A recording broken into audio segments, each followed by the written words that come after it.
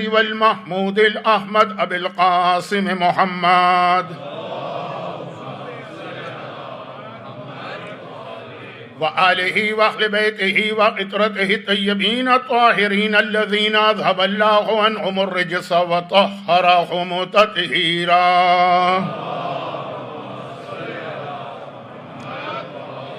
سيما على الإمام المنتظر والحجة الثاني عشر عجل اللهم له الفرج ولعنة الله على أعدائهم أجمعين من الأزل إلى الأبد. أما بعد فقد قال الله عز وجل في كتابه الكريم بسم الله الرحمن الرحيم ومن يبتغي غير الإسلام دينا فلن يقبل منه وقال هو الذي أرسل رسوله بالهدى ودين الحق ليظهره على الدين كله ولو كره المشركون.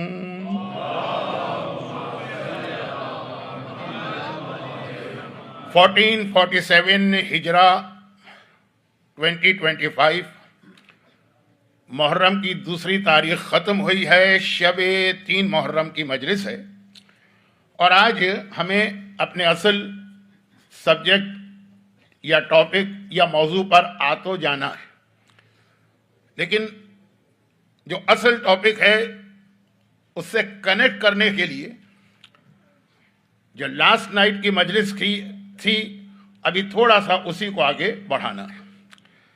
مجھے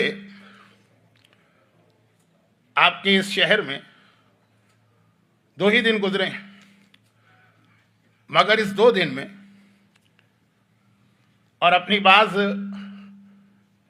میڈیکل پرابلمز کی وجہ سے میں بہت زیادہ مومنین کرام سے ملاقات نہیں کر پاتا ہوں، اتنا انٹریکشن نہیں ہوتا ہے. ڈسپائٹ دیٹ اس 2 دن میں کچھ ایسی چیزیں میں نے دیکھ لی کہ مجلس کا آغاز ایک بہت ہی مشہور واقعے سے کر رہا ہوں. جو لاسٹ نائٹ کا ہمارا ٹاپک تھا یہ اس سے ریلیٹڈ بھی ہے، اور جو 1 دن میں نے جو کچھ دیکھا یہ ایک سوال کا جواب بھی ہے. یہ واقعہ لوگ کہتے ہیں کہ مولانا لیڈیز آپ کے اتنا خلاف کیوں ہیں؟ جہاں بھی آپ جاتے ہیں 1 دن تو بہت جوش سے آتی ہیں مجلس میں، پھر مجلس میں تو آتی ہیں کیونکہ وہ آپ کی وجہ سے تو نہیں آ رہی نا، آقا حسین کی وجہ سے، لیکن بہت آپ کی مخالفت ہوتی ہے. جی ہاں مجھے معلوم ہے، اور وجہ اس قسم کے واقعات ہیں. بہت مشہور واقعہ ہے، آپ نے یہ علماء سے سینکڑوں بار سنا ہوگا، لیکن اس 2 دن میں نے کچھ چیزیں یہاں پہ ایسی آبزرو کی ہیں کہ مجھے یہ واقعہ ریپیٹ کرنا پڑ رہا ہے. واقعہ سیستان کا ہے، اور سیستان سے ہمارے اہم ترین مرجع آیت اللہ سیستانی کا تعلق بھی. بعض لوگ کہتے ہیں کہ یہ واقعہ ان کے اپنے والد کا ہے.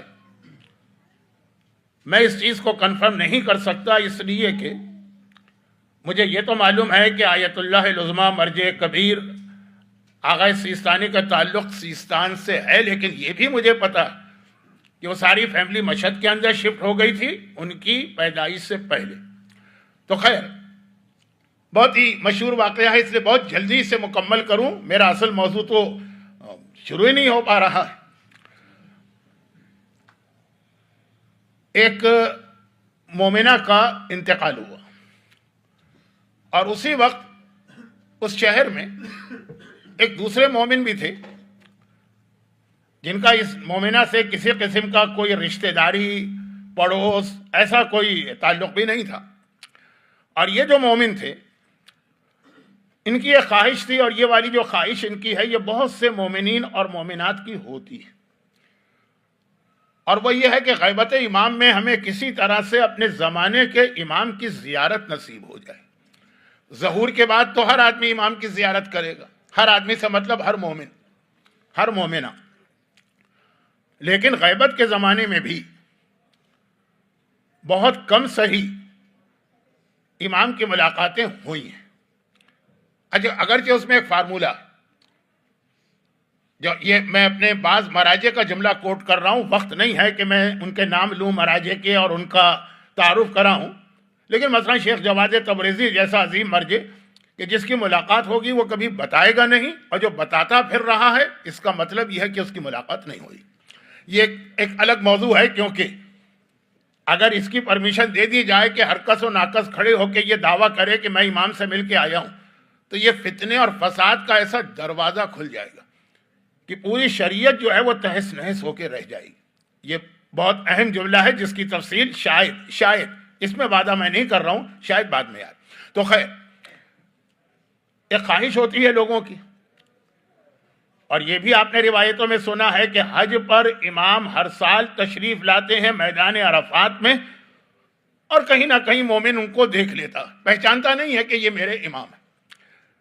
اسی لیے روایت ہے کہ جب ظاہر ہوں گے امام اور ہر مومن اس وقت ان کی زیارت کرے گا تو حیران ہو کر کہے گا یہ ان سے تو میں زندگی میں فلاں موقع پہ مل چکا ہوں۔ اب یہ بالکل الگ موضوع ہے اور میرا موضوع بدل رہا ہے، میں خود ڈر رہا ہوں، اس لیے واپس آتا ہوں۔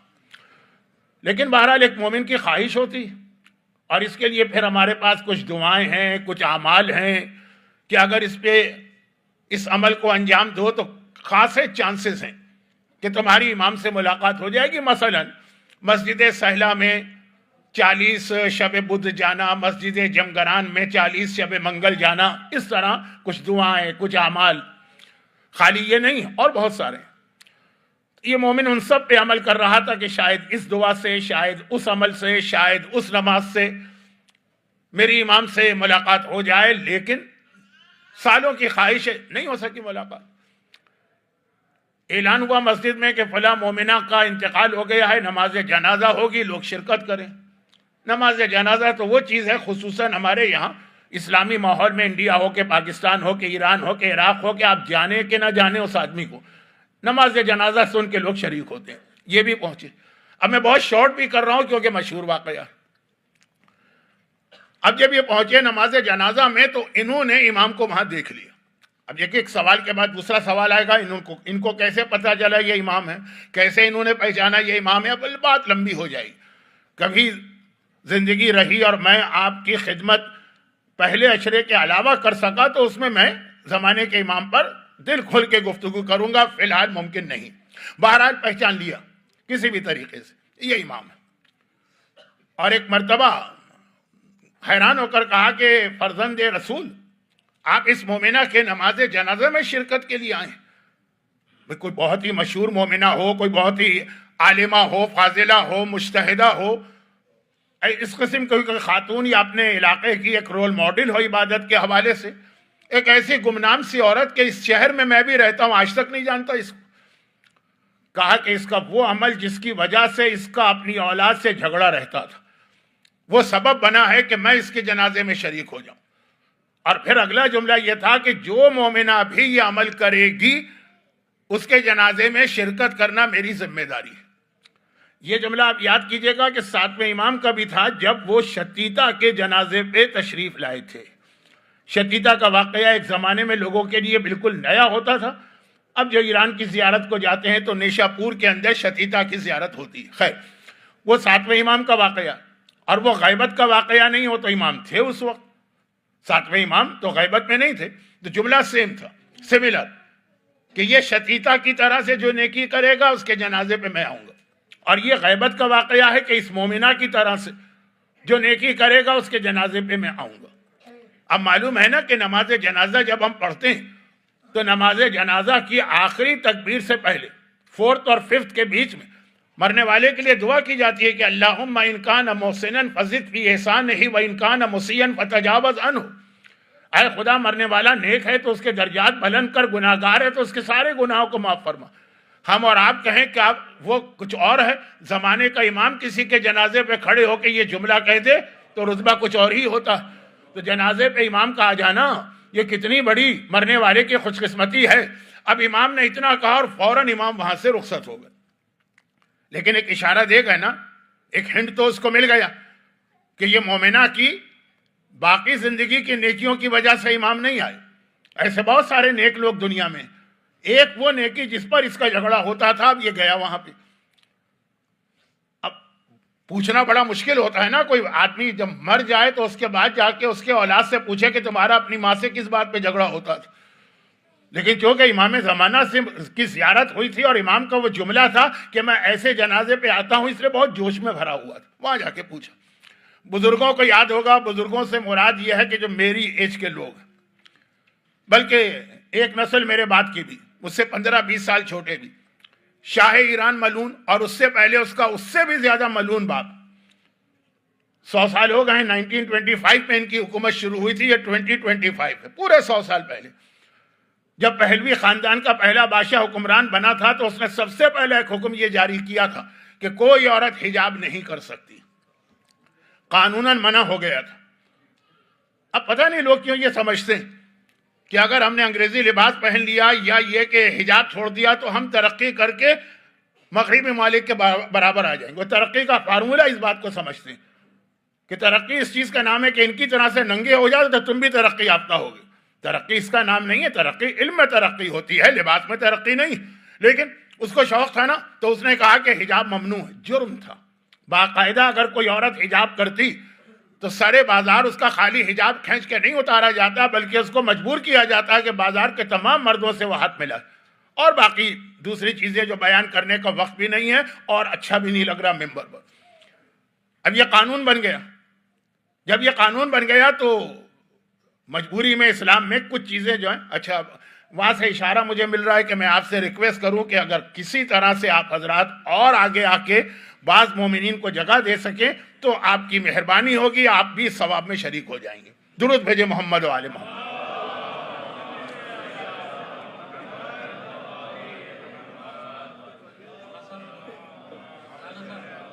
اچھا جب اس قسم کے حالات کسی جگہ پہ ہو جائیں نا، شریعت کا بہت اہم ایک اصول ہے کہ اس قسم کی مجبوریاں ہوں تو بعض اوقات واجبات معاف بھی ہو جاتے ہیں یا واجبات ذرا ہلکے ہو جاتے ہیں۔ میں تفصیل میں نہیں جا رہا ہوں کہ میرا اصل موضوع مجھے پریشان کر رہا ہے کہ میں کب بات شروع کروں گا۔ خلاصہ یہ کہ یہ ہے ایک اجازت مل جاتی ہے اسلام میں بعض جگہ پر، مگر یہ مومنہ اڑ گئی کہ نہیں، جب حجاب اسلام میں واجب ہے، اسلام میں لازم ہے، میں تو حجاب کروں گی۔ قانون یہ ہے کہ سزا ملے گی، کہ میں گھر سے ہی نہیں نکلوں گی جب تک کہ یہ قانون نہیں بدلتا یا مجھے موت نہ آ جائے۔ تو مرتے دم تک یہ اپنے گھر سے باہر نہیں نکلی۔ میں یہ میسج نہیں دے رہا ہوں کہ یہی ہم پر یا ہماری عورتوں پر واجب ہے، میں کہہ رہا ہوں یہ مومنہ نے کہا، ڈیسیشن لی کہ یہ ایک حرام ہے۔ اگر شریعت میں تھوڑی چھوٹ بھی مل رہی تب بھی میں حکم خدا میں کوئی چھوٹ نہیں لینا چاہتی، کوئی رعایت نہیں لینا چاہتی۔ مرتے دم تک اب گھر والے ہیں، بیٹے ہیں، بیٹیاں ہیں، اماں سے کہتے ہیں فلاں جگہ چلیں، فلاں جگہ چلیں، کہیں شادی ہے، کہیں غمی ہے، کہیں کچھ نہیں، کہا حجاب کے بغیر گھر سے باہر نہیں نکلنا ہے۔ زمانے کا امام فرما رہا ہے کہ جو عورت اس انداز سے زندگی گزارے اس کے جنازے پر شریک ہونا میں اپنی ذمہ داری سمجھتا ہوں۔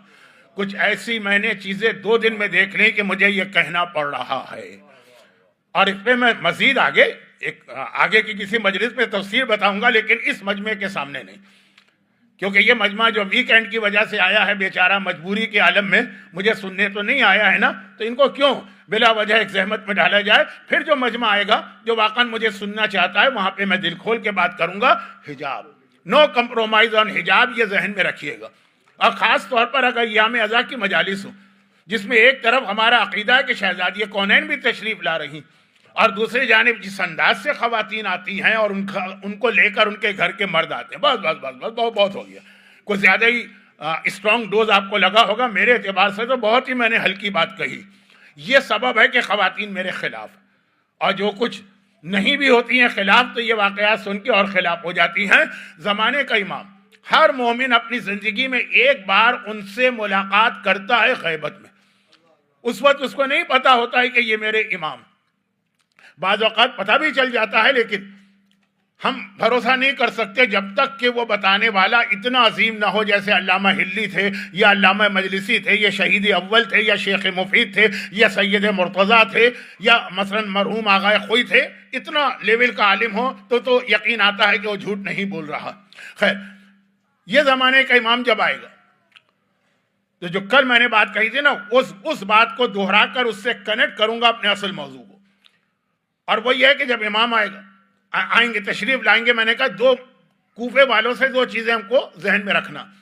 نمبر 1 یہ ہے کہ جن کے پاس امام کی معرفت نہیں تھی وہ ابن زیاد کو امام سمجھ بیٹھے، یعنی جو دعویٰ کر لے گا ہو سکتا ہے اس کے پیچھے چلیں۔ شب جمعہ کی مجلس یاد کیجئے، میں نے ایک حدیث پڑھی تھی نا کہ معصوم نے فرمایا ہلاک المستعجلون جو میرے بیٹے کے ظہور میں جلدی کرے گا وہ مارا جائے گا، کیونکہ وہ جلد بازی میں یہ دیکھے بغیر کہ صحیح ہے کہ غلط، اتنی اس کو محبت ہے امام سے، اتنا وہ ظہور چاہتا ہے امام کا، اتنا وہ حکومت امام کے لیے تڑپ رہا ہے کہ بعض جھوٹے بھی آئیں گے اور کچھ ایسے معجزات دکھا دیں گے جو اس زمانے کے اعتبار سے معجزات تھے، آج وہ ٹیکنالوجی کا کمال ہے، کوئی بچہ بھی وہ معجزے دکھا سکتا، لیکن یہ یقین کر لیں گے اس کو امام مان لیں گے، جلدی نہیں۔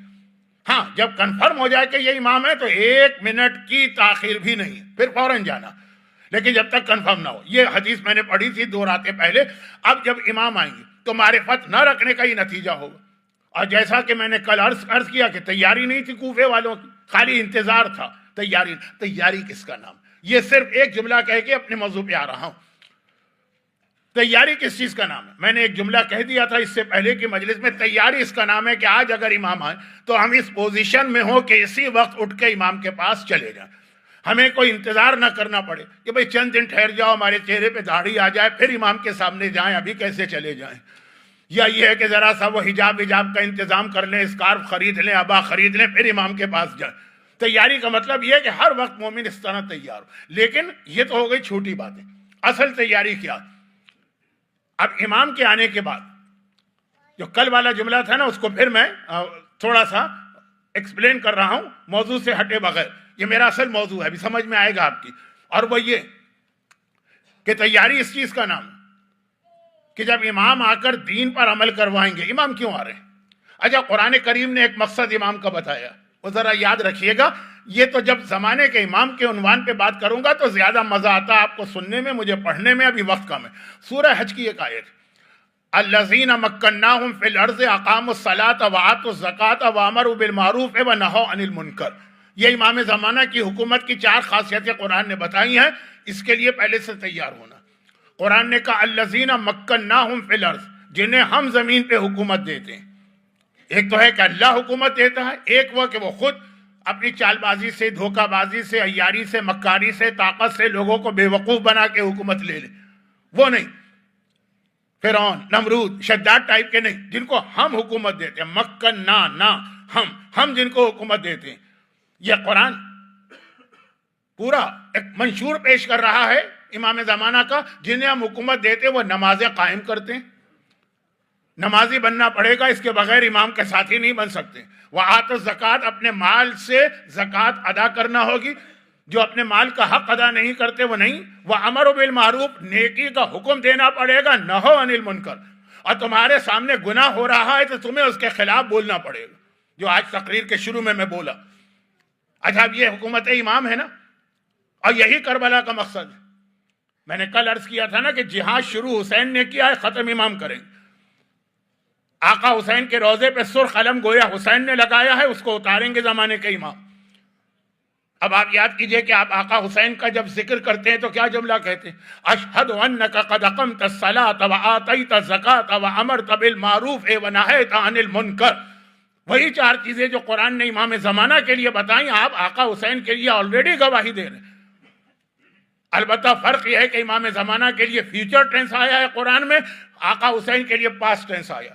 مولا میں گواہی دیتا ہوں، آپ نے نمازیں قائم کی، آپ نے زکوٰۃ ادا کی، آپ نے امر بالمعروف کیا، آپ نے نہی عن المنکر کیا۔ بات پھیل رہی ہے، لیکن جو میں بات عرض کر رہا ہوں اس کے لیے اتنی تمیز ضروری تھی۔ اب آئیے اصل چیز پر، امام آ کے، یہ تو حکومت امام ہے جو آقا حسین کی زیارت میں بھی ہم کو بتائی گئی اور سورہ حج کی آیت میں بھی بتائی گئی، لیکن اس کے بعد جب امام زمانے کا امام دین پر عمل کرے گا، جو آیت میں نے کل بھی تلاوت کی، آج بھی، هو الذی ارسل رسولہ بالہدی ودین الحق لیظہرہ علی الدین، جب وہ اسلام کو پوری دنیا میں نافذ کرے گا، پوری دنیا میں اسلام کا نفاذ جب ہوگا تو سب سے زیادہ مخالفت کرنے والوں میں بہت سارے لوگ ہوں گے، امام کے کچھ چاہنے والے اور ماننے والے بھی ہوں گے۔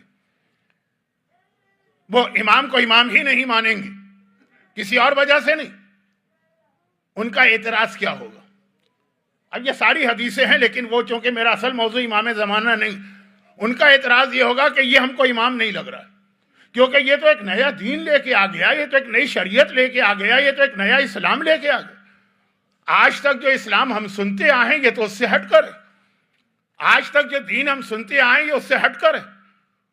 اکثر ایسا ہوتا ہے نا، مجلس میں کوئی بات ہوتی، لوگ کہتے ہیں ہم نے تو یہ آج تک سنا ہی نہیں تھا، یعنی گویا جبرائیل ان کے اوپر اسلام لے کے نازل ہوئے تھے مکمل، اس میں یہ نئی بات کہاں سے اس ذاکر نے پڑھ دی؟ جو ہمیں نہیں معلوم وہ اسلام نہیں۔ کتنے لوگ مجھے ملتے ہیں کہ مولانا یہ کیا پڑھ دیا آپ نے، ہم نے تو آج تک نہیں سنا۔ اور بعض لوگ تو اس کے ساتھ ایک جملہ بڑھا دیتے ہیں کہ ہم 70 سال سے مجلسیں سن رہے ہیں، فلاں فلاں فلاں بڑے بڑے عالم خطیب ان سب کو سنا، کسی نے آج تک یہ نہیں کہا۔ یہ اعتراض زمانے کے امام پر ہوگا۔ اب جو لوگ میرے سامنے ہیں میری ایج کے، انہیں یاد ہوگا نا کہ ایک زمانہ وہ بھی تھا کہ جب تقلید کا مسئلہ بتاتے تھے لوگ کہتے تھے یہ کہاں سے آ گئی، ہم نے تو آج تک نہیں سنا کہ تقلید بھی کوئی چیز ہوتی۔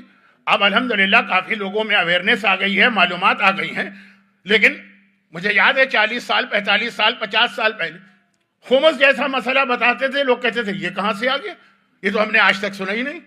ارے اور تو اور اس سے اندازہ کریں، محفل مرتضیٰ کراچی کے ایک بہت مشہور امام بارگاہ 28 سفر کی مجلس میں پڑھ رہا تھا، دن کے وقت ہوتی ہے ظہر کے ٹائم پر، اور اس میں نے حج کا ایک مسئلہ بتا دیا تھا کہ خواتین پر بھی حج واجب ہے۔ خالی اس بات پہ اعتراض ہو گیا، ہم نے تو آج تک نہیں سنا تھا کہ عورت پر بھی حج واجب ہے اور عورت کو بھی حج پہ جانا۔ اب الٹا مسئلہ دیکھیں، کچھ زیادہ لوگوں کو معلومات ہو گئی۔ کسی سے میں نے کہا کہ آپ پہ حج واجب ہے، آپ کیوں نہیں جا رہے؟ کہا کہ ابھی اتنے پیسے نہیں ہیں کہ بیوی کو بھی لے جاؤں۔ تو بیوی کو مت لے جائیے، خود جائیے۔ نہیں بھائی، بغیر ان کے حج کیسا؟ کعبے کے بغیر تو حج ہو سکتا ہے لیکن بیوی کے بغیر تو نہیں ہو سکتا۔ الٹا مسئلہ ہو گیا۔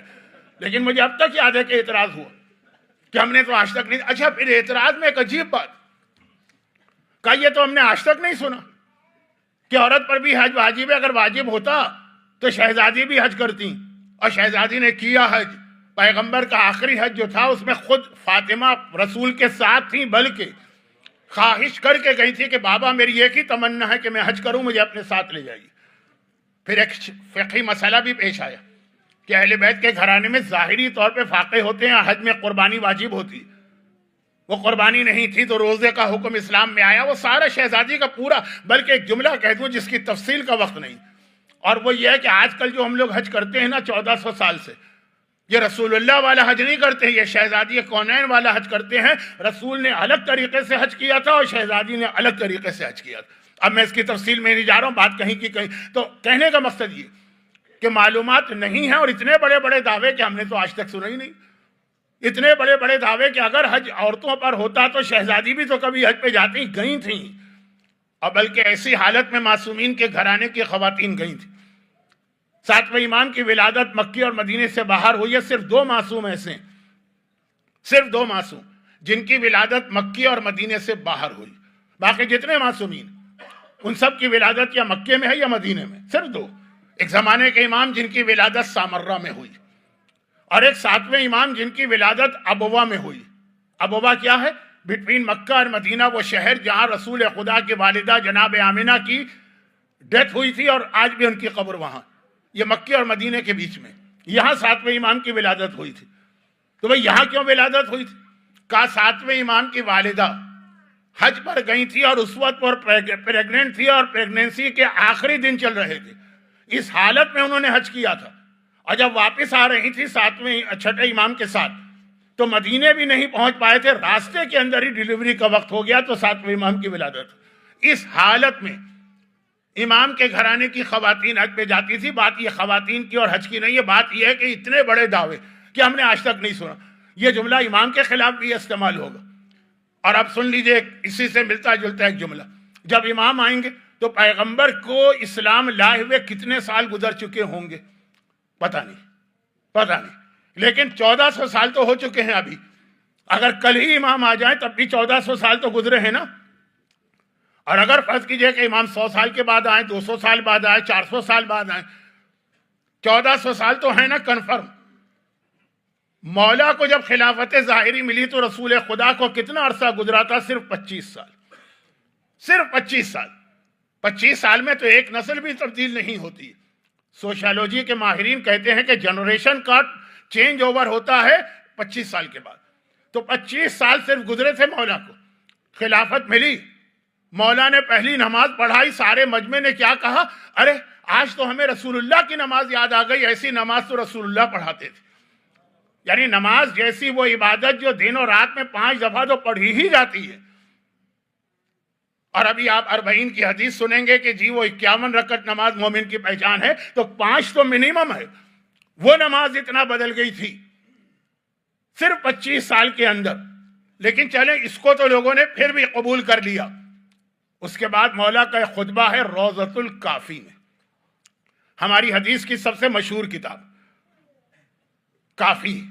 کافی کے 8 والیوم ہیں، لاسٹ والیوم کا نام ہے روضہ، اس میں مولا کا ایک خطبہ. اس کا انگلش ٹرانسلیشن بھی ہو چکا ہے انٹرنیٹ کے اوپر، یہ خطبہ بھی آپ کو الگ سے ملے گا. مولا کیا فرما رہے ہیں؟ آپ اکثر یہ جملے سنتے ہیں لیکن ذرا اس کو کلک کیجئے آپس میں. مولا کیا فرما رہے ہیں؟ مولا فرما رہے ہیں کہ میں بہت ساری چیزوں میں پورے سسٹم کو چینج کر کے رسول اللہ کے زمانے کا سسٹم لانا چاہتا تھا، مگر 25 سال میں نہ صرف یہ کہ اتنا زیادہ چینج آ گیا سسٹم میں، بلکہ لوگ اتنا بھول گئے رسول کے سسٹم کو کہ مجھ پر اعتراض شروع ہو گیا کہ علی ایک نیا دین لے کے آئیں. مولا نے تقریباً میرے خیال میں اب اس وقت پورا یاد نہیں 30 سے زیادہ چیزیں کاؤنٹ کی تھی. میں یہ کرنا چاہتا تھا جو رسول کے زمانے میں تھا، نہیں کر پا رہا. میں یہ کرنا چاہتا تھا، نہیں کر پا رہا. اس میں ایک تو بہت مشہور چیز ہو گئی ہے کہ میں تراویح کو ختم کرنا چاہتا ہوں، نہیں ختم ہو پا رہی ہے. لوگ کہتے ہیں کہ یہ کون حکمران آ گیا جس نے پرانے حاکم کی سنت کو چینج کر دی. لیکن خالی تراویح نہیں، میں نماز جنازہ میں 5 تکبیریں کرنا چاہتا ہوں، نہیں مانتا ہے مجمع، کہتا ہے وہی 4. ایک فرق ہے نا نماز جنازہ میں ہمارا اور غیروں. تو مولا 30-35 چیزیں گنوا رہے ہیں کہ میں اس کو چینج کرنا چاہتا ہوں. چینج کا مطلب کیا ہے کہ میں اس کو رسول اللہ کے طریقے پہ لے جانا چاہتا ہوں. لیکن مجمع کون مجمع؟ جو ہاتھ پاؤں جوڑ کے علی کو خلیفہ مان رہا ہے کہ علی نے منع کیا تھا مجھے نہیں چاہیے تمہاری خلافت. خلافت وہ ہے جو اللہ دیتا ہے، پبلک والی نہیں ہے. لوگوں نے ہاتھ جوڑے، پیر پہ گر پڑے مولا کے کہ نہیں یا امیر المومنین یا ابو الحسن، اب ہمیں آپ کے علاوہ کسی کی حکومت قبول نہیں. اور مولا نے ایک جملہ کہا تھا کہ تم کہہ تو رہے ہو برداشت نہیں کر پاؤ. نہیں یا امیر یا ابو الحسن آپ ہم سے وعدہ لے لیجیے. یہ والا مجمع وہ کہنے لگا کہ یہ علی کون سا دین لے کے آ گئے صرف 25 سال میں. تو جب امام آئیں گے 1400 سال تو ہو ہی گئے نا، کل صبح آ رہے ہیں امام، 1400 سال ہو گئے جب نیا دین لے آئیں گے. نہیں، وہی اسلام لائیں گے جو رسول اللہ کے زمانے کا. تو عام آدمی بھی کہیں گے، روایت میں کہ مومنین بھی کہیں گے. نہیں، اگلا جملہ تو آپ نے اکثر سنا ہے، پھر سن لیجیے. جو امام کی پہلی فوج میں شامل ہو گئے ہیں لوگ، جذبے والے ہیں نا، محبت والے ہیں نا، عقیدت والے ہیں نا، جو امام کی فوج میں شامل ہوئے، وہ امام کے اگینسٹ ہو جائیں گے کہ یہ تو ایک نیا دین لے کے آ رہا ہے تو ہم تو اس کو امام ہی نہیں مانتے. اتنی ہماری اور اصل اسلام سے دوری ہو گئی. یہ اصل بات تھی. وہاں 25 سال میں ہو گئی تھی غیروں کی دوری. آج ہماری اتنی دوری ہو گئی ہے کہ ہمارے سامنے بھی صحیح اسلام آئے تو ہم قبول کرنے کو تیار نہیں. ہم کو تو لگتا ہے کہ کوئی نیا دین لے کر آ رہے ہیں. آپ حضرات تو سارے کے سارے ان چیزوں کو مانتے ہیں، لیکن میں جرنل ایک بات کر رہا ہوں کیونکہ میں دنیا کے ایسٹ کے ایک سرے سے لے کے دنیا کے ویسٹ کے دوسرے سرے تک جاتا ہوں مجلس کی وجہ سے، ورنہ میری اپنی حیثیت تو اتنی بھی نہیں ہے کہ نیو یارک سے مثلا شکاگو اپنے خرچے میں جا سکوں. تو اب یہ ساری دنیا جب میں دیکھتا ہوں نا تو مراجع کے خلاف جو اس وقت سب سے زیادہ پروپیگنڈا ہوتا ہے وہ یہ ہوتا کہ امام کچھ اور فرما گئے، یہ لوگ امام سے ہٹ کے فتوے دے رہے ہیں، یہ ایک نیا دین لے کے آ رہے ہیں. کبھی کوئی مور کے حلال ہونے کا مسئلہ اٹھاتا ہے، کبھی کوئی کوے کے حلال ہونے کا مسئلہ اٹھاتا ہے. وہ سارا جو پروپیگنڈا ہو رہا ہے یہی پروپیگنڈا ہے نا کہ ان کا دین الگ ہے، معصومین کا دین الگ تھا. اس وقت جو ہمارے تمام مراجع کے خلاف ایک مشترکہ پروپیگنڈا. تو وہ بات وہ نہیں، یہ بات یہ ہے کہ یہ تو ایک اللہ نے ہم کو ایک مثال دی ہے، چھوٹی سی ایگزامپل. مولا کی ایگزامپل بہت بڑی. 25 سال میں اسلام اتنا بدل گیا، صرف 25 سال میں، ود ان 25 ایئرز، جو اس زمانے میں کچھ بھی نہیں ہے. نہج البلاغہ میں آخری زمانے کی ایک نشانی بتائی گئی، بہت ساری نشانیاں، لیکن کہا کہ آخری زمانے کی نشانی یہ ہے کہ زمانہ بہت فاسٹ ہو جائے گا. جو کام تم 1 سال میں کرتے ہو، مولا مجمع سے کہہ رہے، وہ آخری زمانے کے لوگ 1 مہینے میں کر لیں گے. اور جو کام تم 1 مہینے میں کرتے ہو، آخری زمانے کے لوگ وہ کام 1 دن میں کر لیں گے. اور جو کام تم 1 دن میں کرتے ہو، آخری زمانے کے لوگ وہ کام 1 منٹ میں کر لیں گے. اب واقعاً دنیا اتنی فاسٹ ہو گئی ہے کہ آپ کی سمجھ میں ساری چیزیں آ رہی ہیں. 25 साल पहले बहुत स्लो थी दुनिया, उसके बावजूद इतनी तब्दीली हो गई कि लोगों को अली का निज़ाम एक नई शरीयत लग रहा। तो 1400 साल में जब इमाम आएंगे तो बिल्कुल नया। अब हमको देखना कि जो इस्लाम रसूल लेकर आए, जो इमाम ज़माना जिस पे इम्प्लीमेंट करेंगे वो है क्या। तो हमारी समझ में आएगा कि हमारे और इमाम ज़माना की सिस्टम में इतना क्लैश कैसे होगा कि हम कहेंगे कि ये नहीं है इस्लाम में और इमाम कहेंगे ये है इस्लाम में। एक छोटा सा वाकया सुन लीजिए, बात बहुत लंबी हो गई है लेकिन ये बहुत अहम वाकया है, इससे बहुत सारी बातें कल निकलेंगी।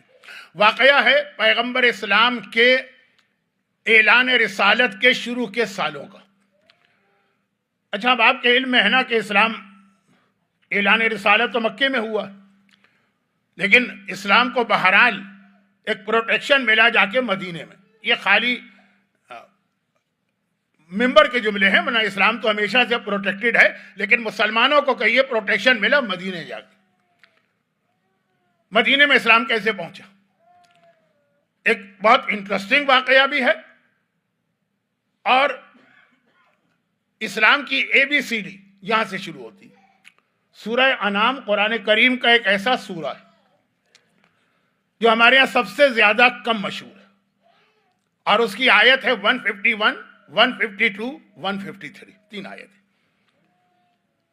ये मौजिज़े वाली आयतें हैं, यानी ये 3 आयतें ऐसी कि जब कभी कोई उस जमाने में जब रसूल इस्लाम लेकर आके सवाल करता था कि ऐ मोहम्मद, ऐ अब्दुल्ला के बेटे, ऐ अब्दुल मुत्तलिब के पोते, तुम जो एक नया दीन लेकर आए हो, यह है क्या?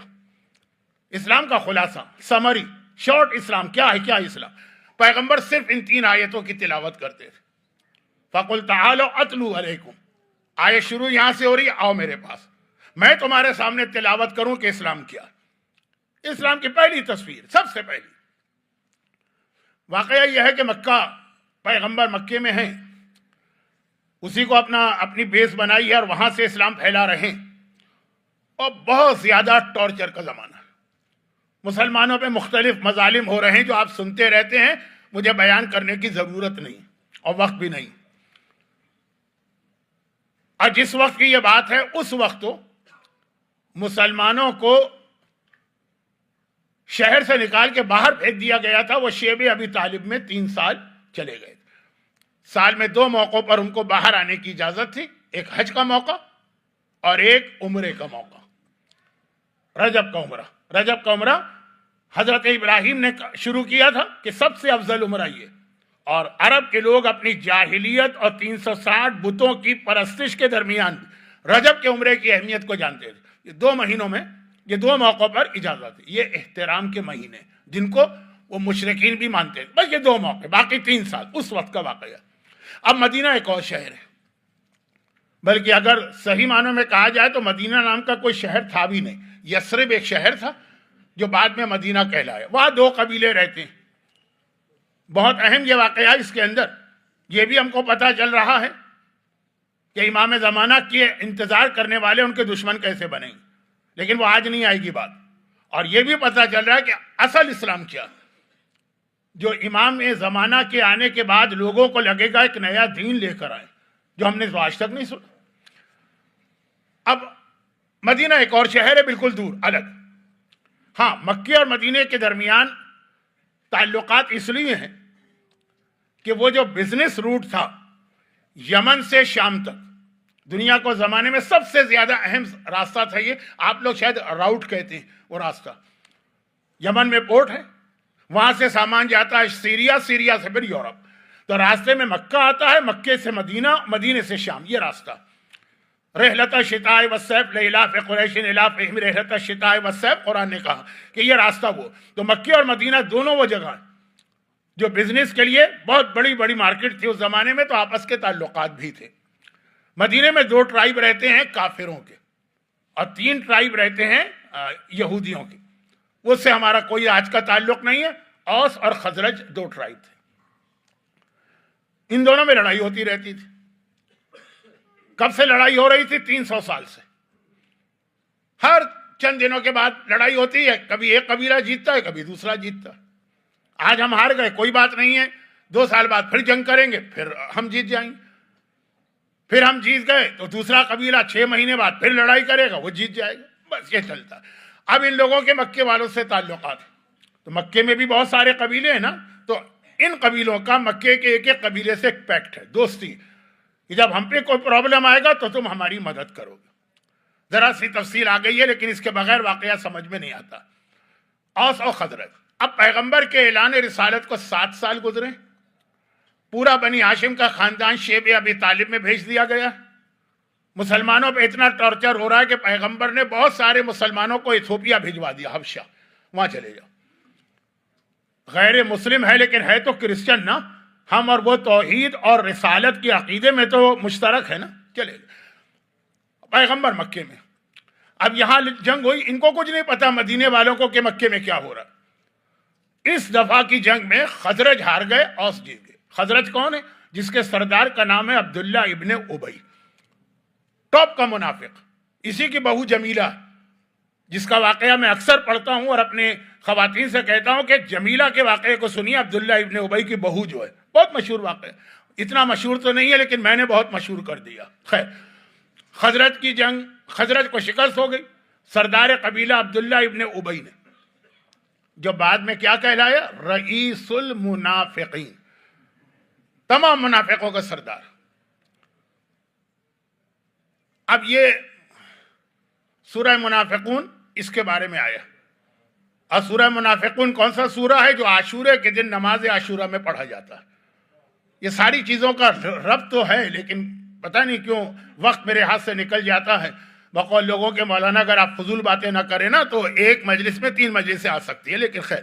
تو اب خلاصہ یہ ہے کہ عبداللہ ابن ابی سردار ہے، اس نے ڈیلیگیشن بھیجا مکے میں، اور یہ ایک نارمل چیز، جو قبیلہ ہار جاتا ہے وہ اپنا ڈیلیگیشن بھیجتا ہے، مکے میں جاؤ، اوس قبیلے کا تعلق مکے کے فلاں فلاں قبیلے سے، ان سے مدد مانگتے ہیں، خزرج کا تعلق ان قبیلوں سے۔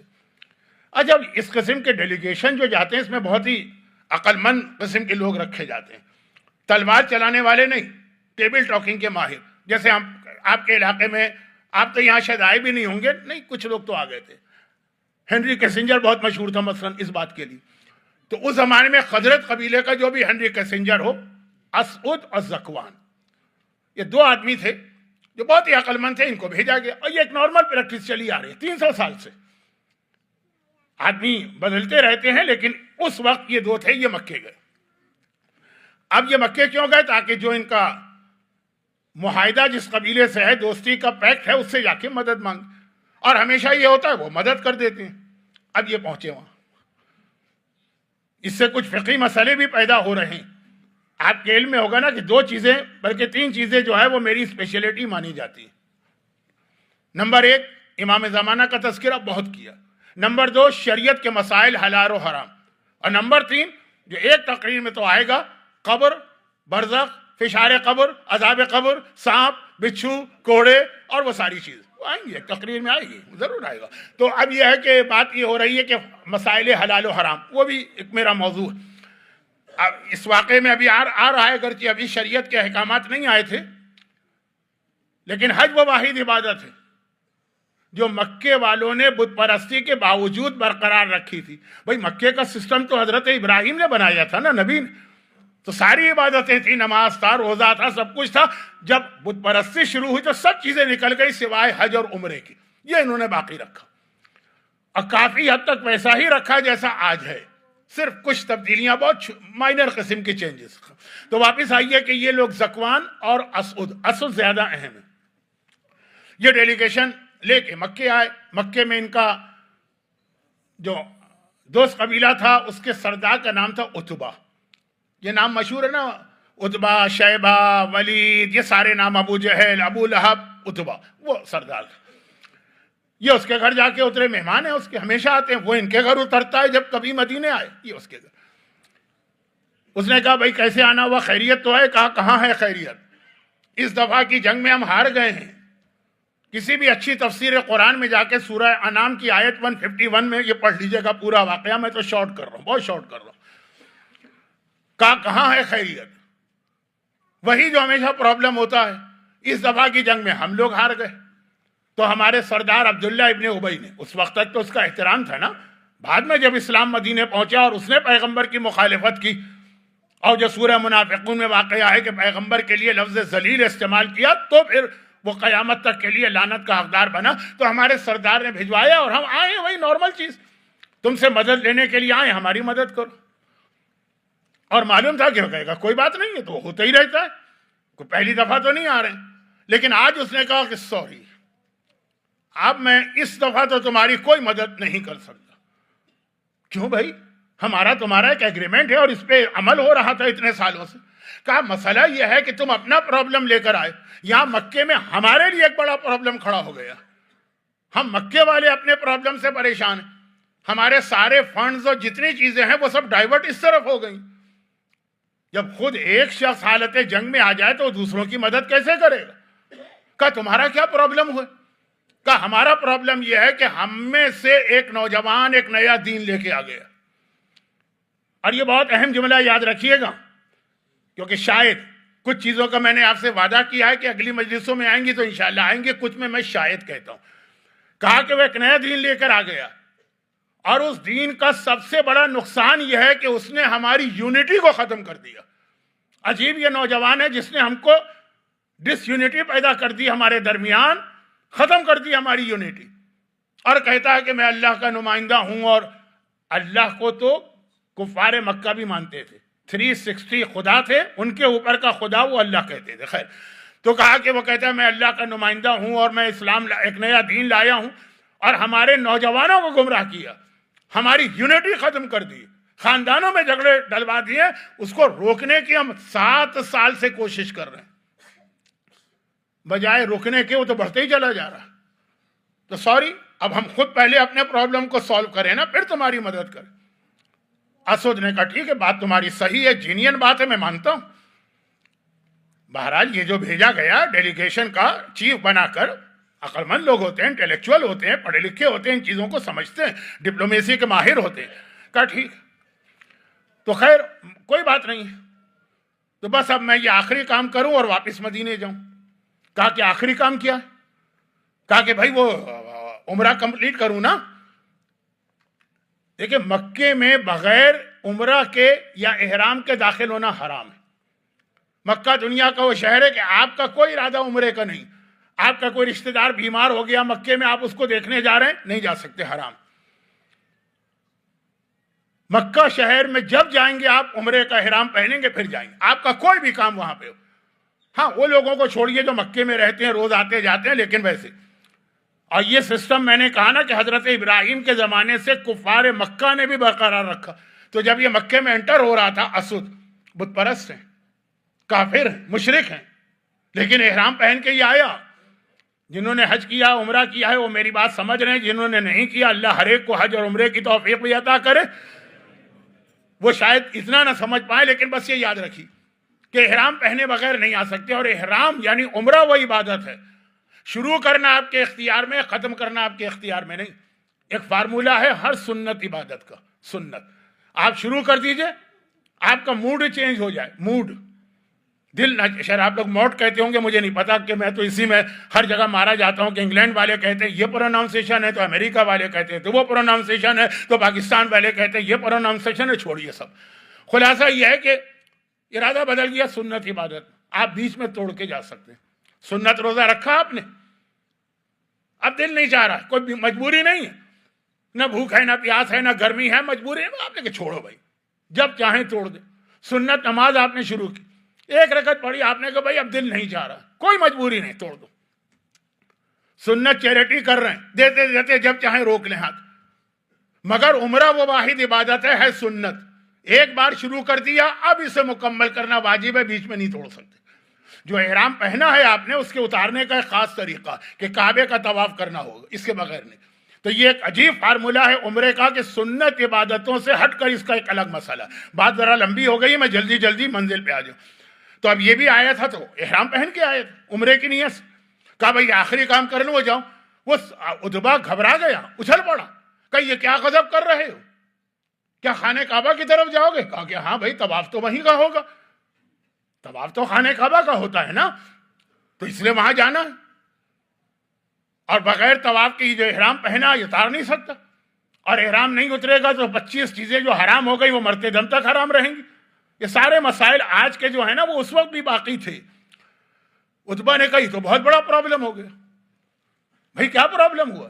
کہا پرابلم یہ ہوا ہے کہ وہ نوجوان جو سب کو گمراہ کر رہا ہے وہ تو بیٹھتا ہی کعبے کے صحن میں ہے، اور وہ جادوگر ہے، جو اس کی بات سن لینا تو ایک دم چینج ہو جاتا ہے. اگر تم وہاں گئے، تم نے اس کے جملے سن لیے تو تم بھی بدل جاؤ گے، گمراہ ہو جاؤ گے. اب کیا کیا جائے؟ احرام پہنا ہے تو کعبے کا طواف ضروری. صحن کعبہ میں خود پیغمبر بیٹھتے ہیں.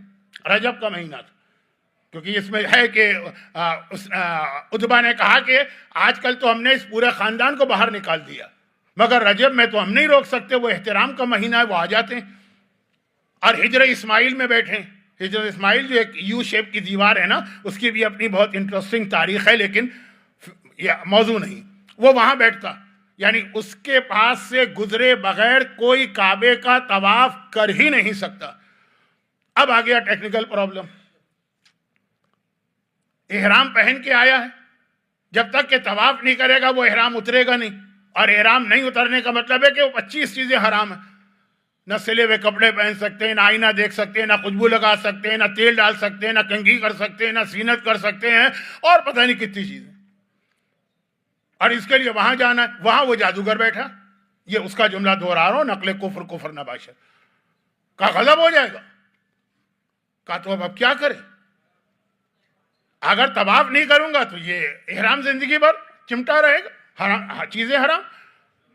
اور طواف کرنا ہے تو وہاں جانا پڑے گا. عتبہ نے کہا بات تو صحیح.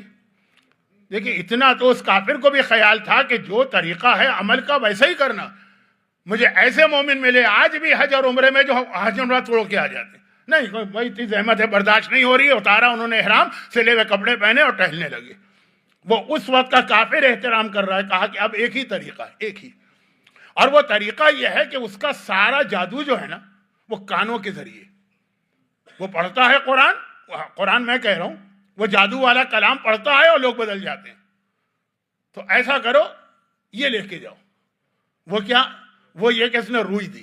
کہا کہ اپنے دونوں کانوں میں اچھی طرح سے روئی کو ٹھونس کے لگا لو. اب آج کل تو اور بہت ساری چیزیں آ گئی ہیں، لیکن سب ہے تو بنیادی طور پر وہی روئی والا کام کرنے والے نا.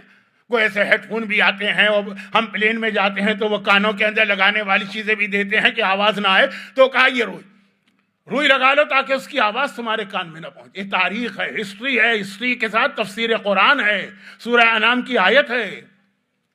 علی ابن ابراہیم قمی جیسا عظیم مفسر تفسیر فرات میں یہ روایت نقل کر رہا. تو اب کا یہ روئی لگا لو کانوں میں، تمہارا بھی مسئلہ حل ہو جائے گا، طواف ہو جائے گا کعبے کا، اور تم اس سے بچ بھی جاؤ گے. کہا ٹھیک ہے چلو.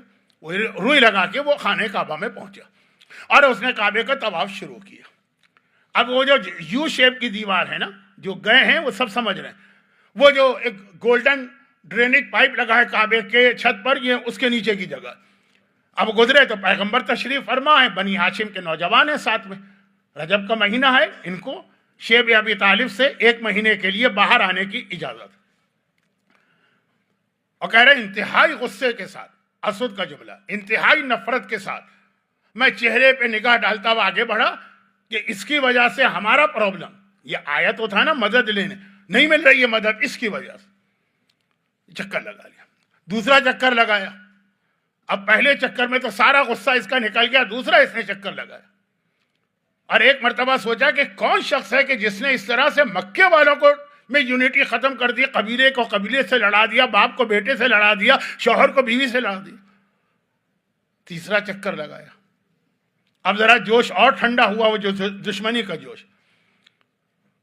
ایک مرتبہ اس نے دل میں سوچا میں اپنی قوم کا سب سے عقل مند آدمی، تبھی تو مجھے بھیجا گیا ہے نا یہاں پہ. کیا میں اتنا بے وقوف یا سمپل یا سادہ ہوں کہ ایک آدمی کے کہنے سے میں چینج ہو جاؤں گا؟ نہیں، یہ نہیں ہو سکتا. اب اس نے چوتھا چکر لگایا. پیغمبر کے چہرے کو دیکھ رہا ہے، لیکن اب چوتھی مرتبہ دیکھ رہا ہے پیغمبر کا چہرہ تو خود رسالت کی سب سے بڑی دلیل، وہ چاند سے زیادہ چمکتا ہوا چہرہ ہے. پیغمبر کا چہرہ ہی ایسا کہ اگر دشمنی کی نیت نہ ہو، آدمی یوں نیوٹرل ہو کے دیکھے، مومن بن کے بھی نہیں، پیغمبر کا چہرہ گواہی دیتا ہے کہ سچا رسول ہے.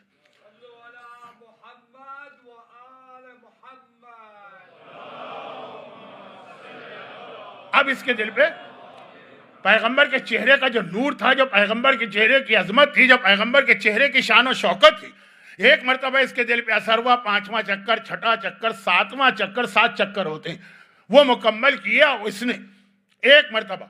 ہم لوگ آج کل جو طواف کرتے ہیں پھر 2 رکعت نماز پڑھتے ہیں، تو اس وقت نماز تو ختم کر دی تھی ان لوگوں نے، سیدھا وہ آیا وہاں پہ کہ میں ذرا سنو تو صحیح، میں اپنی قوم کا اتنا عقل مند آدمی مانا جاتا ہوں کہ لوگوں سے ٹیبل ٹاکنگ کے لیے یا مذاکرات کے لیے مجھے بھیجا جاتا ہے، میں سنوں تو آیا اور کہا کہ اے نوجوان، میں نے سنا ہے کہ تو ایک نیا دین لے کر آیا۔ کہا نہیں، ایک نیا دین اللہ نے بھیجا ہے، اللہ نے میرے ذریعے سے، یہ میرا دین نہیں ہے، یہ اللہ کا دین۔ کہا یہ ہے کیا؟ مختصر بتاؤ۔ پیغمبر نے سورہ انعام کی آیت نمبر 151، 152، 153 کی تلاوت کی، جو پہلے نازل ہو چکی تھی، اور یہ 3 آیتیں جو اس نے سنی، اور خالی یہ نہیں ہے، اس کا تو ذرا لمبا واقعہ آ گیا۔ یہ 3 آیتیں سنی، ایک مرتبہ ایسا اس کے دل پہ اثر ہوا کہ یہ دین تو لے کے آیا، یہ ہرگز جادو نہیں ہے، یہ تو حق ہے اور سچا دین ہے۔ اشہد ان لا الہ الا اللہ واشہد انک رسول اللہ، اگر یہ تیرا دین ہے تو میں گواہی دیتا ہوں تو اللہ کا سچا رسول ہے۔ یہ 3 آیتوں میں پورا اسلام جمع ہو گیا شروع میں، اور اس کو ذرا سمجھیے کہ وہ چیزیں کیا آ گئی، اور یہاں سے پھر اسلام شروع ہوا اور آگے احکامات آتے رہے۔ لیکن اتنا ہم اس سے دور ہو گئے ہیں کہ جب زمانے کا امام اس اسلام کو لے کر آئے گا تو ہمیں لگے گا کہ ایک نیا دین آ گیا۔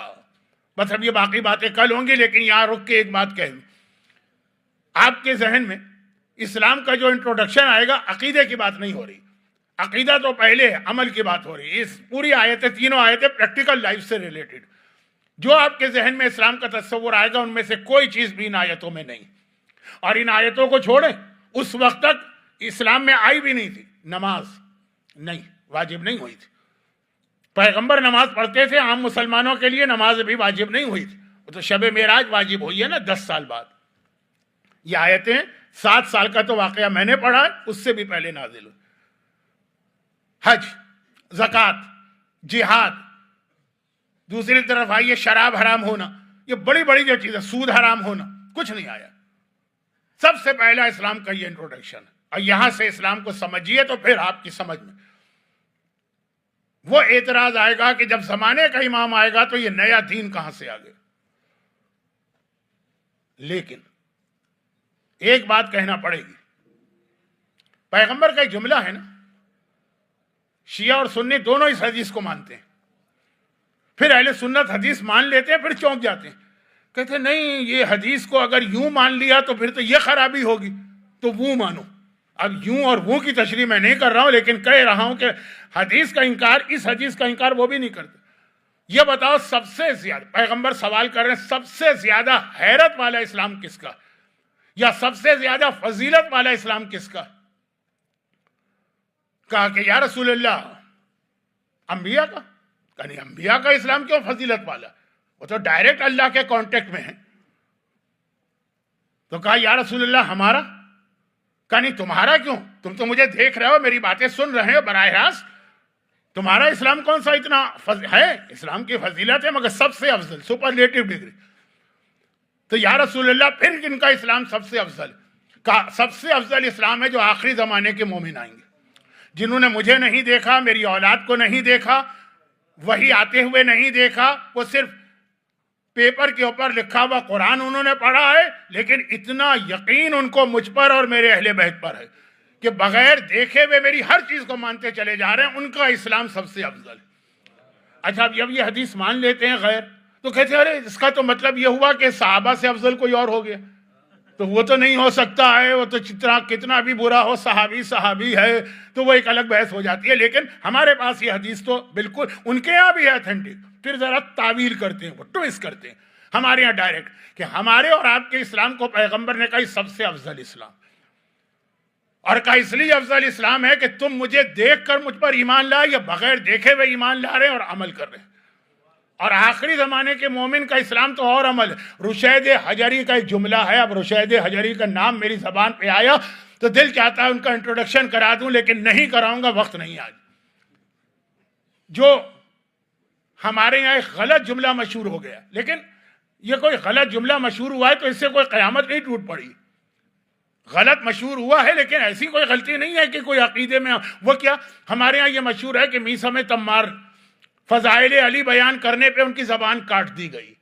میثم تمار کی زبان نہیں کاٹی گئی ہے، ان کے منہ پہ لگام چڑھائی تھی. زبان رشید حجری کی کٹی تھی.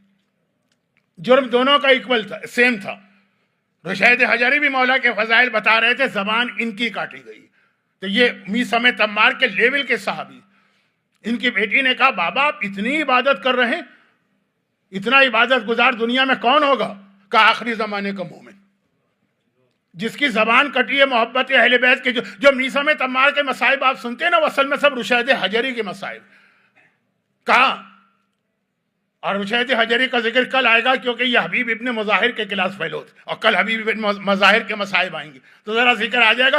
کہا کہ میں 1000 رکعت نماز پڑھوں اس سے آخری زمانے کے مومن کی 2 رکعت نماز زیادہ بہتر ہے، کیونکہ جن حالات میں نماز پڑھ رہا ہوں نماز پڑھنا آسان. آخری زمانے کا مومن جن حالات میں دین پہ عمل کرے گا وہ کتنا مشکل کام. اب جو ان کے جملے ہیں اس کو میں اپنے الفاظ میں کہوں کہ آگ پہ چلنا آسان ہے، اور یہ امام کا جملہ بھی ہے کہ آخری زمانے میں اپنے ہاتھ میں آگ لینا آسان ہے، ایمان بچانا مشکل. آپ کی 2 رکعت نماز رشید حجری جیسا صحابی کہہ رہا ہے کہ میری 1000 رکعت نماز سے بہتر. میں ان حالات میں نماز پڑھ رہا ہوں جو سارے فیوریبل حالات، اور آخری زمانے کا مومن ان حالات میں نماز پڑھے گا، حجاب کرے گا، خمس دے گا، شراب سے بچے گا، ڈرگ سے بچے گا، کہ جب ساری چیزیں اس کے اگینسٹ. بہت بڑی چیز ہوتی ہے یہ.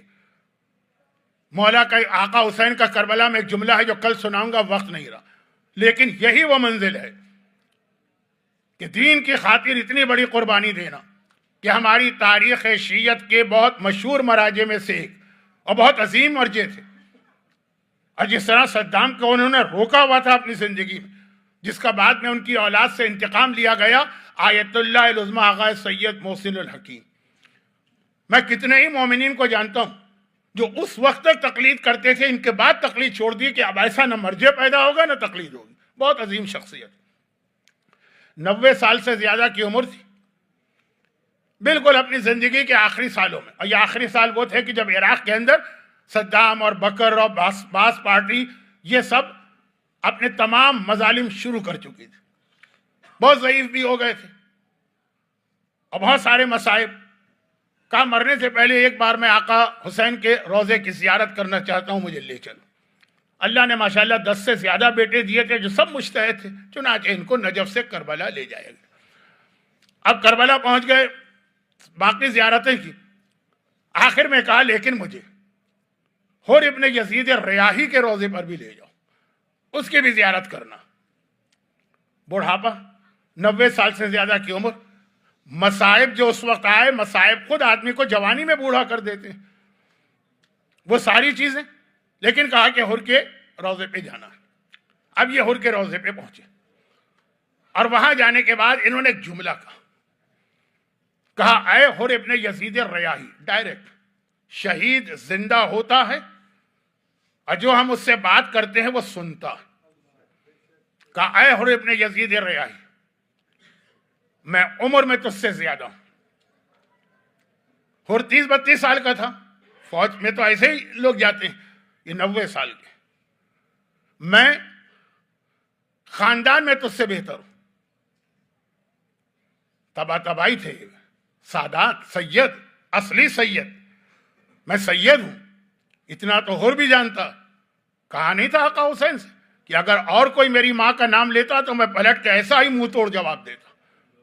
لیکن آپ کی مادر گرامی تو وہ ہیں کہ میں ان کی شان میں ذرا سے بھی گستاخی نہیں کر سکتا. تو آغا محسن حکیم انہی شہزادی کونین کی اولاد میں نسب کے اعتبار سے تم سے افضل ہوں. میں عمر کے اعتبار سے تم سے زیادہ ہوں. دنیا میں آج کل ہر جگہ سینئر سٹیزن کا ایک احترام ہے، اسلام میں تو بہت پہلے سے. اور میں فضیلت میں تم سے زیادہ ہوں، کیونکہ نہ صرف یہ کہ عالم ہیں بلکہ مجتہد ہیں، بلکہ مرجع ہیں، یعنی مجتہد عالم و مجتہد اعظم. اور تو کوئی عالم نہیں تھا، ہر اعتبار سے تم سے افضل ہوں. لیکن دل چاہ رہا یعنی کمزوری ہے کہ میں زمین پہ بیٹھ جاؤں، تیرے روضے کے سامنے میں زمین پہ بیٹھنے کی ہمت نہیں کر رہا ہوں، جبکہ ہر طرح تو اس سے افضل ہوں، کیونکہ تو نے اتنی بڑی قربانی دی ہے کہ اتنی بڑی قربانی میں نے تو نہیں دی، کہ تو نے آقا حسین کے نام پہ ہر چیز قربان کر دی۔ بھائی حر کے بعد ہر چیز تھی نا، اور کوئی اس کے اوپر پریشر نہیں تھا، لیکن اس نے سب چیز چھوڑ دی۔ ہماری عورت سر پہ ایک ڈھنگ سے اسکارف مجلس میں بھی نہیں رکھتی، مجلس خالی 1 گھنٹے کے لیے، گاڑی میں بیٹھ کے آئیے، سینٹر میں آئیے، پھر واپس جائیے، گھر جا کے جو دل چاہے کر، یہ مشکل ہوتا۔ میں باقی باتیں نہیں کہہ رہا کہ مولانا آپ کو کیا پتا کہ باہر کے کیا پرابلمز ہیں، جاب کے کیا مسئلے ہیں، اسکول کے کیا مسئلے ہیں، یونیورسٹی کے کیا مسئلے ہیں، شاپنگ سینٹر، میں تو کہہ رہا ہوں صرف گاڑی سے سینٹر، سینٹر سے گاڑی۔ لیکن حر کون ہے؟ حر کے پاس دولت ہے، حر کے پاس عہدہ ہے، اور حر کے سامنے بہت ہی برائٹ فیوچر ہے۔ ابن زیاد کا وعدہ ہے نا کہ جو قتل حسین میں حصہ لے گا اس کو بھاری انعامات دیے جائیں گے جو دیے گئے بعد میں۔ مختار کے واقعات میں پڑھیے کہ جتنے بھی کربلا سے آئے تھے مالا مال کر دیا تھا ابن زیاد، یہ سب چیزیں تھیں، اور ان سب کو ٹھکرا دینا، کسی کے پاس کچھ نہ ہو اور پھر وہ جہاد کرے، وہ بھی ایک بڑی چیز ہے، لیکن وہ منزل نہیں کہ سب کچھ ہے اور سب چھوڑ دو۔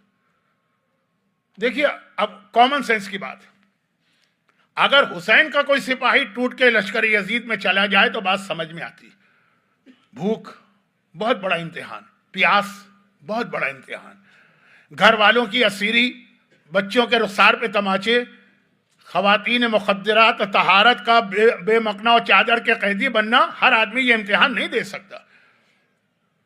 تو اگر حسین کا کوئی سپاہی ٹوٹ کے وہاں چلا جائے تو سمجھ میں آتا، مگر یزید کی فوج کا کوئی سپاہی اگر حسین کی طرف آ جائے، یہاں آتے ہی تمہیں پہلے بھوک ہے، پھر پیاس ہے، پھر قربانی ہے، پھر جان دینا۔ یہ ایک قدم جو ہے جو لشکر یزید سے لشکر حسین کا ہے، یہی دنیا کا سب سے بڑا امتحان ہے جو حر نے دیا، اور ایسا دیا کہ آقا حسین نے حر کے لاشے پہ کہا تھا انت حر فی الدنیا والآخرہ، اے حر تیری ماں نے تیرا صحیح نام رکھا تھا، حر مانے آزاد، تو دنیا میں بھی آزاد اور آخرت میں نہیں۔ خالی یہ بات نہیں، یہ جو ایک قدم حر نے بڑھایا اتنی چیزیں قربان کر کے، نتیجہ کیا نکلا؟ شہزادی کونین کے ہاتھ سے سلا ہوا رومال حر کی پیشانی پہ باندھا گیا۔ یہ واقعہ تو بہت مشہور ہے، آپ نے بار بار سنا ہے، کربلا میں تو اور بھی سنا کہ بعد میں کئی 100 سالوں کے بعد جب ایک حکمران، ایران کا حکمران کربلا آیا تو اس نے دیکھا کہ کچھ لوگ جناب حر کے بارے میں برا عقیدہ رکھتے ہیں کہ یہ حر تو یزیدی فوج کے سپاہی تھا، اس کی زیارت کس لیے؟ وہ کنفیوز ہو گیا۔ ایک مرتبہ کہا کہ اچھا حر کی قبر کو کھودا جائے، قبر کو کھودا گیا تو حر کا لاشا اتنا ہی تر و تازہ تھا، 400 سال بعد نہیں 600 سال کے بعد، جیسے کوئی ابھی جا کے اپنے بیڈ روم میں سویا، اور اس کی پیشانی پر وہ رومال فاطمہ زہرا اسی طرح بندھا ہوا۔ اب اس بادشاہ وقت نے کہا کہ حر کو تو اس کی ضرورت نہیں، میں اسے اپنے کفن میں رکھوں گا۔ شہزادی کونین کے ہاتھ کا سلا ہوا رومال، جیسے ہی حر کی پیشانی سے رومال کھولا، ایک مرتبہ پھر وہ تازہ خون جاری ہو گیا، جسے روکنے کے لیے آقا نے یہ رومال باندھا۔ اللہ، فاطمہ زہرا کے ہاتھ کا سلا ہوا رومال کسی کی پیشانی پہ بندھے۔ میں توہین کے لیے ایک جملہ نہیں کہہ رہا ہوں، میں یہ بتا رہا ہوں کہ قربانی دو تو وہاں سے سلا کیا ملتا کہ ایسا کوئی رومال یا لباس تو حسین نے نہ عباس کے لیے استعمال کیا، نہ اکبر کے لیے استعمال کیا، نہ قاسم کے لیے استعمال کیا، کیونکہ واقعاً حر نے اتنا بڑا امتحان دیا اور ہمیں ایک خوشخبری بھی دی، بڑے سے بڑا گناہ گار، زندگی میں جتنے تم نے گناہ کیے کبھی مایوس نہ ہونا۔ جب حر جیسے مجرم کا ہر گناہ معاف ہو کر اس کا اتنا بڑا رتبہ ہو جاتا، کتنا بڑا رتبہ، اگر میں ایک رومال کے علاوہ بھی بات کروں تو ایک جملہ، 1 گھنٹے پہلے، صرف 1 گھنٹے پہلے، یہ 1 گھنٹہ بھی زیادہ ہے، آدھا گھنٹہ پہلے حر کون تھا؟ لعن اللہ امتا قتلت کا ولعن اللہ امتا ظلمت کا۔ اور صرف اس آدھے گھنٹے کے امتحان میں کیا ہوا؟ جو چھٹے امام کا جملہ ہے، بے ابی انتا و امی، میرے باپ بھی تم پہ قربان، میری ماں بھی تم پہ قربان. یہ چھٹے امام کا جملہ ہے جو ہم شہدائے کربلا کی زیارت میں پڑھتے ہیں. یہ لعن اللہ سے لے کے بے ابی وان امی، ماں باپ قربان، امام معصوم فرما رہے ہیں یہ امتحان آسان نہیں. میں زیادہ مثالیں مصائب میں نہیں دینا چاہتا، ذرا سوچی کربلا کے واقعے میں بظاہر حر کا کتنا بڑا کنٹریبیوشن یا رول ہے. ایک قافلہ جا رہا ہے، مسافروں کا قافلہ ہے، کسی سے نہ اس وقت لینا ہے نہ دینا ہے. حر ہے نا جس نے جا کے حسین کے قافلے کو روک دیا اور حسین کے گھوڑے کی لگام پہ ہاتھ ڈال دیا. فرزند رسول اب آپ کوفے کی جانب نہیں جا سکتے. قافلہ روکنے والا کون ہے؟ حر ہے.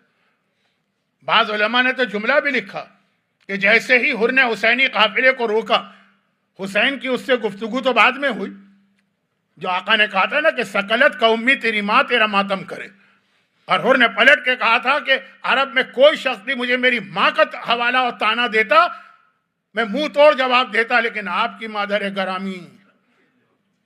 لیکن یہ بعد میں بات ہوئی. ادھر حسینی قافلہ روکا، ادھر محمل سے بیویوں کے رونے کی آواز آ گئی. زینب کو تو آقا مولا علی نے بچپنے سے کربلا کے لیے تیار بھی کیا تھا، بتا بھی دیا تھا. زینب کو معلوم تھا جب میرے بھائی کا قافلہ روکا جائے گا وہ کربلا وہیں سے شروع ہو جائے گی. یہ حر تھا. کون تھا کہ جو حسین کے قافلے کو کوفے سے موڑ کے کربلا کی طرف لایا؟ حر تھا. ابھی ہمارے ساتھ نہیں ہے، ابھی شمر نہیں، ابھی ہرملا نہیں، ابھی خولی نہیں. میدان کربلا میں پہنچنے کے بعد کس نے ابن زیاد کو خط پہ خط لکھ کے ان سارے ظالموں اور ملعونوں کو بلایا؟ ہمارے ساتھ کس کے خط پر آیا؟ شمر کس کے خط پر آیا؟ خولی کس کے خط پہ آیا؟ یہ حر تھا نا جس نے خط بھیجے کہ حسین ہمارے قابو میں آ گئے ہیں، میں ان کو یہاں لے کے آ گیا. فوجوں پہ فوجیں آ رہی. جس وقت یزید کی فوج آنے لگی اور پھر وہ مسئلہ، پہلے ہی مسئلہ کھڑا ہوا. حسین سے کہا گیا کہ اپنے خیمے دریا کے کنارے سے اکھاڑو اور دور لے جا کے، دریا سے دور لے جا کے لگاؤ. اور اس میٹنگ میں شریک. حسین کے خیمے شروع میں تو دریا کے کنارے لگے تھے نا، پھر ہٹائے.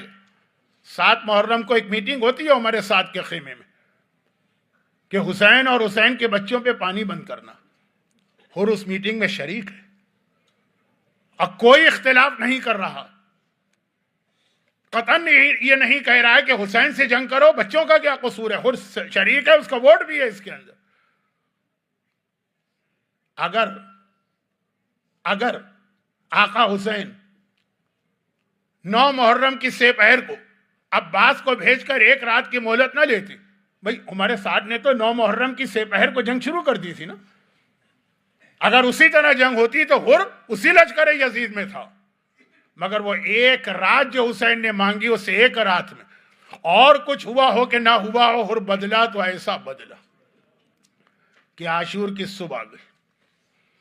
دیکھیے 2 دن سے یہ بچوں کے رونے کی آواز سن رہا ہے، التش التش کی فریاد 2 دن سے سن رہا ہے. 7 محرم سے پانی بند ہوا.